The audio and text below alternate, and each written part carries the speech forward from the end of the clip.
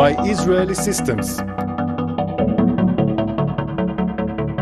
Kabinet Perang menyatakan mendukung serangan balik terhadap Iran, namun berbeda pendapat mengenai kapan dan bagaimana. Pejabat Israel menegaskan akan ada tanggapan ketika badan mengambil keputusan mengakhiri pembicaraan mengenai serangan balik tanpa mencapai keputusan, dan Amerika Serikat mendorong Israel untuk berpikir dua kali.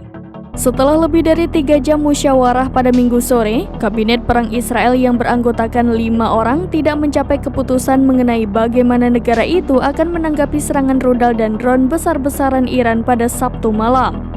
Mengingat beberapa laporan bahwa Amerika Serikat mendesak agar berhati-hati dan bahwa Presiden Amerika Serikat Joe Biden sendiri mendesak Perdana Menteri Benjamin Netanyahu untuk berpikir dengan hati-hati dan strategis, Kabinet Perang menghentikan diskusinya, namun diperkirakan akan mengadakan pertemuan kembali dalam waktu dekat, Channel 12 News melaporkan.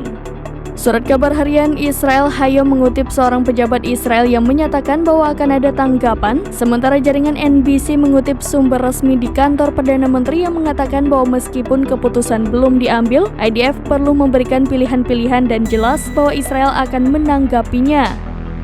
Para pejabat Israel yang dikutip dari Reuters mengatakan bahwa Kabinet Perang menginginkan adanya pembalasan terhadap Iran, namun berbeda pendapat mengenai waktu dan skala tanggapan tersebut. Diskusi Kabinet Perang terjadi kurang dari 24 jam setelah Iran melancarkan serangan yang belum pernah terjadi sebelumnya terhadap Israel, di mana Iran menembakkan sekitar 350 rudal balistik, rudal jelajah, dan drone ke Israel pada Sabtu malam. 99% diantaranya berhasil dicegat, kata IDF.